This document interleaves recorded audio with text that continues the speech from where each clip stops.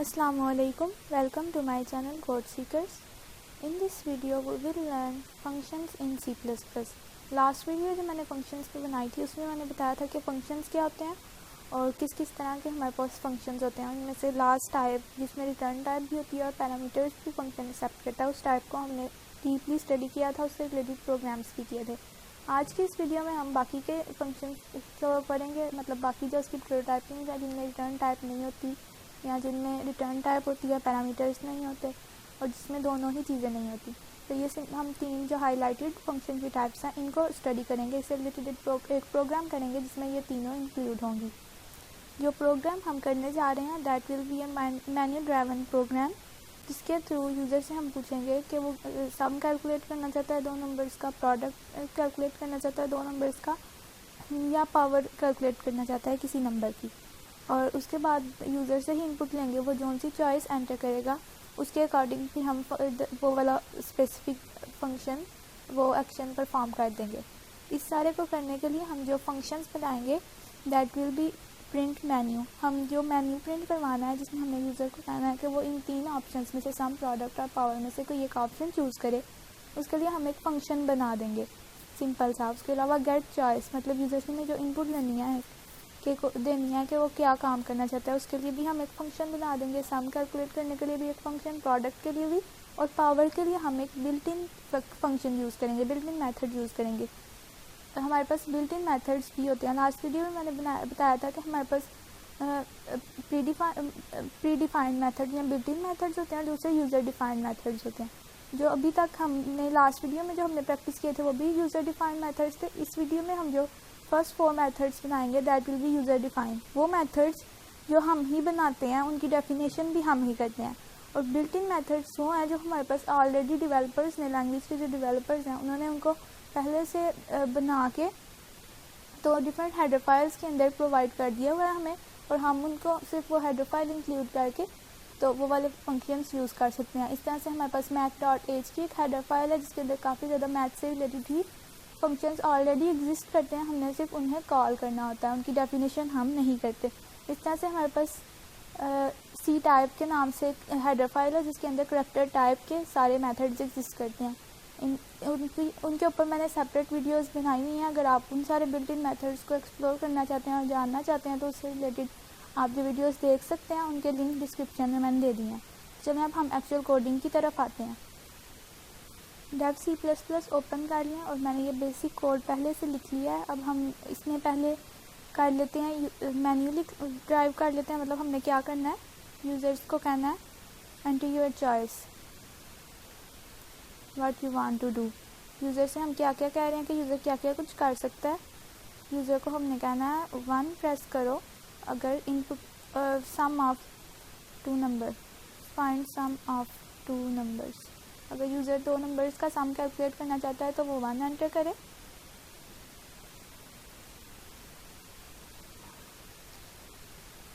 अगर user 2 numbers का product find करना चाहता है तो 2 एंटर कर दे। और अगर यूज़र पावर कैलकुलेट करना चाहता है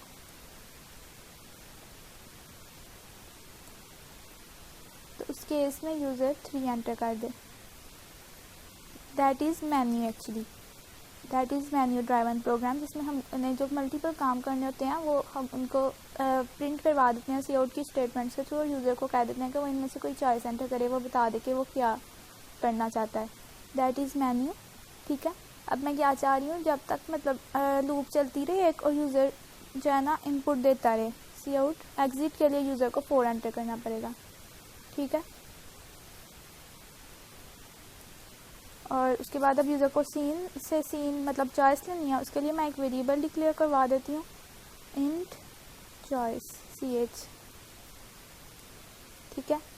अब यूज़र अगर 1, 2 या 3 में से कोई ऑप्शन सेलेक्ट करता है तो वो वाला एक्शन परफॉर्म करने के बाद दोबारा से हम यूज़र को कहेंगे कि वो दोबारा कोई फंक्शन परफॉर्म करे। मतलब अगर दोबारा से वो कुछ करना चाहता है, अगर वो एग्जिट प्रेस करता है मतलब 4 प्रेस करता है तो उस केस में हम फिर लूप से बाहर आएंगे। तो ये सारा काम एक लूप के अंदर होना चाहिए। अब इस सारे को एक दफ़ा लूप से बाहर होना चाहिए और दूसरी दफ़ा लूप, उसके बाद फिर ये वाइल लूप के अंदर होना चाहिए अनलेस के यूज़र मतलब एग्जिट वाली कंडीशन की तरफ आ जाए, मतलब 4 प्रेस करे। मतलब ये मेन्यू बार बार प्रिंट होना है, तो इसलिए इस मेन्यू को, ये जो इतना इतना है, ये 5 लाइंस, इनको मैं डायरेक्ट मेन में लिखने की बजाय एक फंक्शन बना के उसके अंदर लिख देती हूँ। मैं फंक्शन बना देती हूँ जिसमें ना कोई रिटर्न टाइप है और ना ही उसमें कोई जो है ना पैरामीटर जा रहा है। बस उस फंक्शन ने क्या करना है, ये लाइंस प्रिंट कर देनी है। ठीक है, ये 4 लाइंस वाइड प्रिंट मेन्यू। ठीक है, और मैं यहाँ से ये 4 लाइंस कट करके इनको इसमें लिख रही हूँ और इसकी जगह पे, इन लाइंस की जगह पे मैं कह देती हूँ, कॉल कर दूँगी उस फंक्शन को, प्रिंट मेन्यू। ठीक है, अब उसके बाद मैंने यूज़र से चॉइस भी लेनी है कि यूज़र क्या एंटर करे। चॉइस के केस में यूज़र ने कुछ ना कुछ हमें रिटर्न भी करना है, तो एक ऐसा फंक्शन इनपुट चॉइस जो हमसे मतलब इनपुट लेता है, मतलब रिटर्न करता है, लेकिन इनपुट में मतलब पैरामीटर में कुछ भी नहीं ले रहा, that will B input choice method int ch। और इसने क्या कर दिया, रिटर्न कर देना है वो इनपुट हमें जो यूज़र ने गेट की। तो प्रिंट मेन्यू के बाद मैंने इनपुट चॉइस कर देनी है। ठीक है, पहले यूज़र से को प्रिंट करवाना है मेन्यू कि वो क्या करना चाहता है, मतलब इनमें से कोई ऑप्शन चूज़ कर सकता है। और उसके बाद ये 2 स्टेटमेंट्स जिनमें वो इनपुट एंटर कर देगा। ठीक है, दैट इज़ ऑल। इसमें हमने 2 तरह के फंक्शन यूज़ किए, एक वो जिसमें रिटर्न टाइप कुछ भी नहीं है और दूसरी वो जिसमें कोई रिटर्न टाइप है। इतने को हम रन कर लेते हैं और उसके बाद जो है ना फिर हम बाकी के फंक्शंस बना के फिर इसको सारे को लूप के अंदर यूज़ करते हैं। एंटर योर चॉइस, ये देख लें, पहले उसने मुझे ये 4 स्टेटमेंट्स प्रिंट करवाई तो क्या क्या काम मैं कर सकती हूँ। उसके बाद एंटर योर चॉइस, ये स्टेटमेंट्स प्रिंट हुई हैं फंक्शन के थ्रू। उस फंक्शन को कॉल किया हुआ था हमने प्रिंट मेन्यू को मेन में, तो वो फंक्शन कॉल हमें इस फंक्शन की बॉडी के अंदर ले आएगी और इसका सारा पार्ट प्रिंट करवा दिया। नेक्स्ट हमने इनपुट चॉइस मेथड को कॉल किया था और उसके अंदर अब कंट्रोल आया हुआ है और हमसे इनपुट ली जा रही है, तो मैं कह देती हूँ 3। अभी आगे का हमने कोड नहीं किया तो इसलिए इनपुट लेने के बाद कुछ भी नहीं हुआ। अब नेक्स्ट हम कर लेते हैं while ch is not equals to 4। जब तक ch 4 नहीं है, क्योंकि 4 एग्जिट कंडीशन है ना, तब तक क्या करो,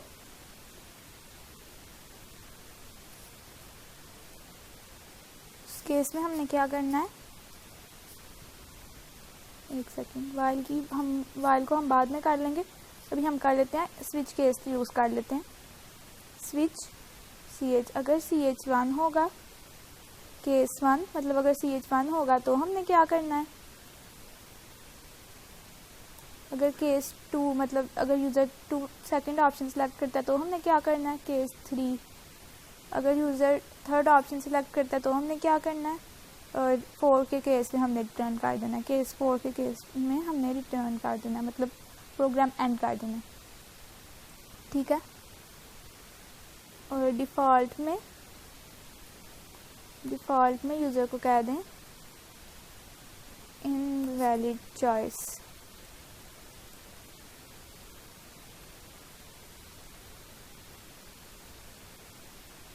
ओके, अब केस 1 क्या था हमारा, फाइंड सम ऑफ 2 नंबर्स, मतलब ये कि केस 1 में अब मैं यूज़र से 2 नंबर इनपुट लूँगी। एंटर नंबर 1,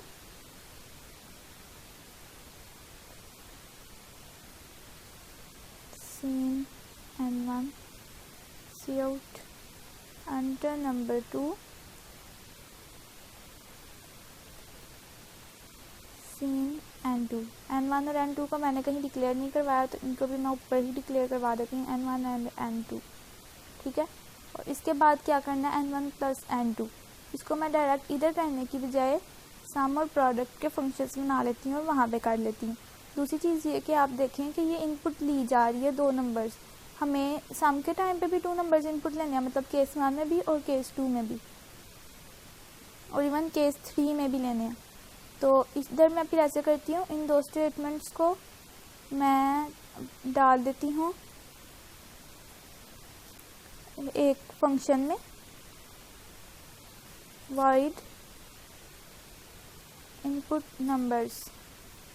ठीक है, और ये 2 नंबर इनपुट तो लेंगे, ठीक है, लेकिन मैं इनको 2 नंबर्स को रिटर्न कैसे करूँ। 2 नंबर्स को रिटर्न करने की बजाय मैं क्या करती हूँ, ये जो N1 और N2 है ना, इन दोनों वेरिएबल्स को मैं ग्लोबली डिक्लेयर करवा देती हूँ। अब इसमें आ गया हमारे पास कॉन्सेप्ट वेरिएबल्स, ग्लोबल वेरिएबल्स का, ठीक है। तो ग्लोबल वेरिएबल्स वो वेरिएबल्स होते हैं जिनको हम किसी भी मेथड के अंदर यूज़ कर सकते हैं। वैसे अगर हम ये जो वेरिएबल्स है ना, हम इनको डिक्लेयर करवाते हैं, ये मैंने एक ch वेरिएबल डिक्लेयर करवाया हुआ है और ये मैंने मेन फंक्शन के अंदर डिक्लेयर करवाया हुआ है। तो इस वेरिएबल को सिर्फ और सिर्फ मैं मेन के अंदर ही यूज़ कर सकती हूँ, that is a local variable. इसका स्कोप क्या है? सिर्फ लोकल, ठीक है। मतलब ये सिर्फ इतने एरिया के अंदर ही यूज़ हो सकता है, अपनी बॉडी के अंदर ही, ठीक है। और दूसरा हमारे पास आ जाते हैं, जैसे इस तरह से ही मैंने ये इनपुट चॉइस के अंदर एक वेरिएबल ch डिक्लेयर करवाया हुआ है एंड दैट इज़ आल्सो, ये भी जो है ना मतलब एक फंक्शन के अंदर ही डिक्लेयर हुआ हुआ है। जैसे ये फंक्शन एग्जीक्यूट होगा उस टाइम पे ये वेरिएबल डिक्लेयर होगा, मेमोरी में अपनी जगह लेगा। अब और जैसे ये फंक्शन एंड होगा, इस फंक्शन के अंदर से हमारा कंट्रोल बाहर आएगा, तो ये फंक्शन ये वेरिएबल अपनी जगह छोड़ देगा। These are local variables, that is like कि आपके पास यूनिवर्सिटी की एंटिटी, यूनिवर्सिटी का आपके पास एंट्री कार्ड होता है, वो सिर्फ कहाँ पे वैलिड है? यूनिवर्सिटी के अंदर, या कहीं पे भी आप किसी जगह पे जाते हैं वो आप लोग को एंट्री टिकट देते हैं, मतलब किसी आप कॉन्सर्ट में जा रहे हैं, आप वहाँ पे उसका पास लेते हैं, वो उसका जो पास की जो वैलिडिटी है वो सिर्फ और सिर्फ उस स्पेसिफिक एरिया के अंदर है, वो आप कहीं बाकी जगहों पे यूज़ नहीं कर सकते। आपका जो आईडी कार्ड है उसके थ्रू आपकी आइडेंटिटी होगी थ्रू आउट योर कंट्री। तो ग्लोबल वेरिएबल्स और लोकल वेरिएबल्स को आप इस तरह से ले सकते हैं, ठीक है। जो हमारे यूनिवर्सिटी कार्ड्स है वो सिर्फ यूनिवर्सिटी के अंदर ही हमारी आइडेंटिटी के लिए यूज़ होते हैं, तो वो हमारे हो गए लोकल वेरिएबल्स, ठीक है। और जो हमारा आइडेंटिटी कार्ड है CNIC है, वो हमारा थ्रू आउट कंट्री हमारी आइडेंटिटी के लिए यूज़ होता है, तो वो हमारा हो गया ग्लोबल वेरिएबल। तो ग्लोबल वेरिएबल्स को हम डिक्लेयर कहाँ करवाते हैं? अपने फंक्शंस के बाहर हेडर फाइल्स के नीचे।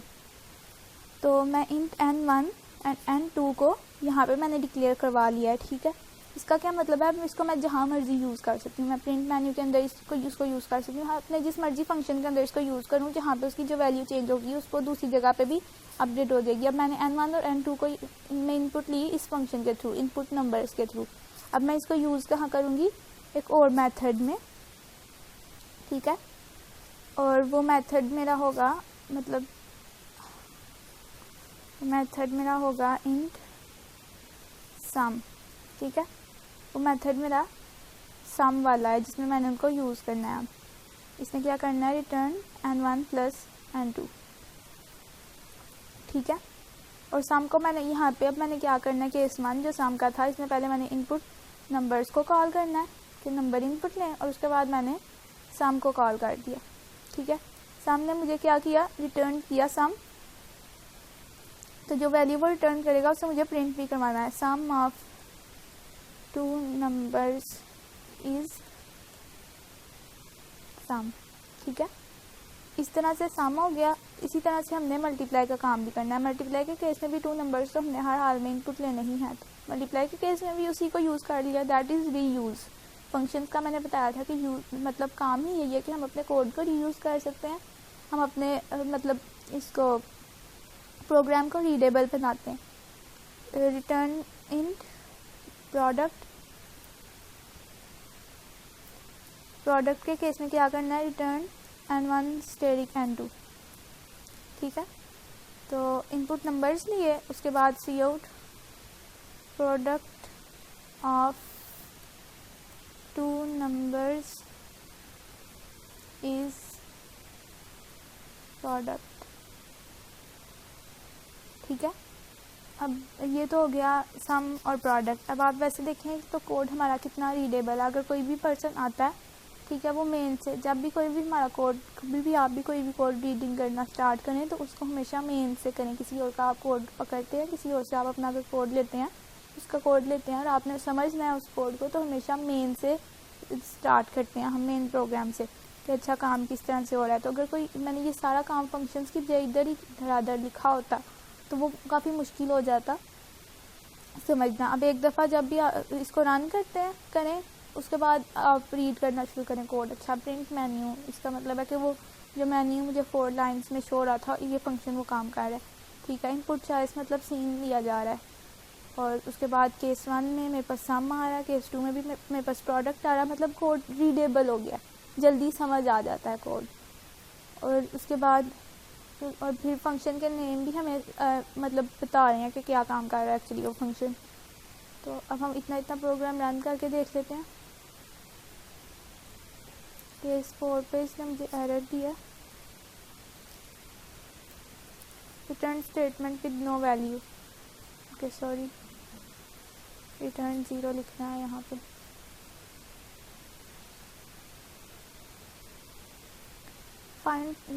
Find sum of 2 numbers, find product, calculate power, exit. अभी तक हमने सिर्फ फर्स्ट 2 केसेस के लिए कोड किया है, तो मैं सेकंड चॉइस कर लेती हूँ। तो उसमें कह दिया enter number 1, enter number 2, product of 2 numbers is 18, 683 is 18। ठीक है, अब इस तरह से हम पावर वाला काम भी कर सकते हैं। पावर के केस में भी मुझे 2 नंबर ही चाहिए होंगे। फर्स्ट इज़ के कौन सा नंबर है, और सेकंड इज़ के कितनी पावर उसकी फाइंड करनी है, लाइक 2 raised to power 3। तो उसके लिए भी मैं इनपुट नंबर्स पे ही चली जाती हूँ, और इनपुट नंबर्स पे जाके मैं क्या करती हूँ, इनपुट नंबर पे enter number 1 and enter number 2 तो हो गया। अब जो सेकंड पे यूज़र मुझे देगा नंबर, फर्स्ट वाले नंबर की वो पावर मैं कैलकुलेट कर दूँगी। ठीक है, लेकिन इसके लिए अब मुझे कोई फंक्शन नहीं लिखना पावर कैलकुलेट करने के लिए, खुद से नहीं डिफाइन करना कि क्या हो। उसके लिए मुझे एक बिल्ट इन मेथड यूज़ करना है। बिल्ट इन का मैंने बता दिया कि बिल्ट इन मेथड्स क्या होते हैं। तो उसके लिए मुझे एक हेडर फाइल डालनी पड़ेगी, math.h या cmath। ठीक है, ये मैंने हेडर फाइल डाल दी। ठीक है, अब मैं इधर लिख सकती हूँ पावर, ये देखिए POW, पावर का नाम से ये फंक्शन है। इसने रिटर्न करना होता है हमें डबल टाइप का वेरिएबल आंसर, और ये लेता है फर्स्ट पैरामीटर भी, 2 पैरामीटर्स ये लेता है, दोनों डबल टाइप के। ठीक है, यहाँ पे मैं N1 और N2 ही डाल देती हूँ, और जो ये रिटर्न करेगा वो मुझे करेगा N1 raised to the power N2। तो पावर ऑफ, यहाँ पे लिखते हैं N1 raised to power of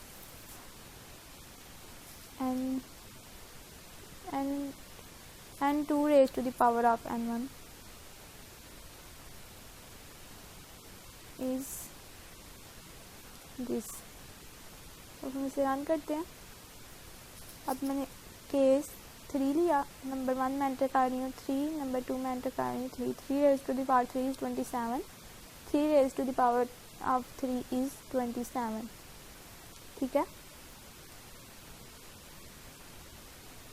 इस तरह से हमने पावर कैलकुलेट कर ली। देखें पावर POW को मैंने कहीं पे भी डिफाइन नहीं किया कि ये मेथड क्या करे, ये मैंने सिंपली किस तरह से काम किया है, एक बिल्ट इन मेथड को यूज़ किया। अगर मैं math.h को ऊपर से मिटा दूंगी तो ये मुझे इस लाइन पे एरर देगा पावर पे कि no function such function exist. Okay, case 4 में हमने रिटर्न करना है एल्स इनवैलिड चॉइस। ये सारा काम तो हो गया, अब मैं चाहती हूँ सारा का सारा काम हो जाए लूप के अंदर। ठीक है, तो लूप में लगा सकती हूँ, इधर मैं इस सारे के सारे को कर दूँ लूप में, डू वाइल लूप में कर देते हैं इस सारे को हम।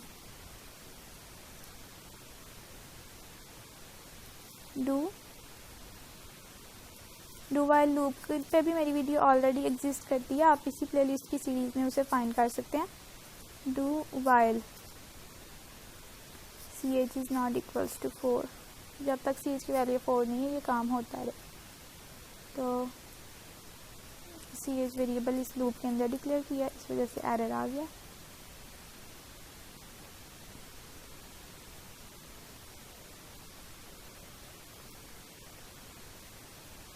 ये देखें, menu print to enter your choice, I said 1, 2 numbers input दिए, उसने सम दे दिया मुझे, सम ऑफ 2 नंबर्स इज 7। उसके बाद फिर दोबारा से उसने मेन्यू प्रिंट कर दिया। मैंने बैक स्लैश यूज़ नहीं किया तो मेन्यू उस लाइन से आगे ही यूज़ कर दिया उसने प्रिंट। उसके बाद मैं कह रही हूँ 3, मैंने एंटर किया 4 raised to the power 3, 3 raised to the power of 4 is 64। उसके बाद दोबारा से ये मेन्यू प्रिंट हो गया। अब मैं एंटर का चॉइस कर देती हूँ 4, तो मेरा प्रोग्राम एग्जिट हो गया। That's it. इसमें हमने देख लिया डिफरेंट तरह के हमने फंक्शंस यूज़ किए। नेक्स्ट वीडियो में इंशाल्लाह हम अरेज के साथ फंक्शंस को देखेंगे। अरेज के ऊपर मेरी कंप्लीट प्लेलिस्ट अवेलेबल है चैनल पे, आप उसे भी देख सकते हैं। और अरेज पे काम, अरेज को मतलब फंक्शंस के अंदर अरेज किस तरह से पास करनी है और अरेज के साथ फंक्शंस को किस तरह से यूज़ करना है नेक्स्ट वीडियो में हम इंशाल्लाह ये देखेंगे। Thank you for watching this video. Don't forget to like and share my video and subscribe my channel to watch more videos on C++ and C#.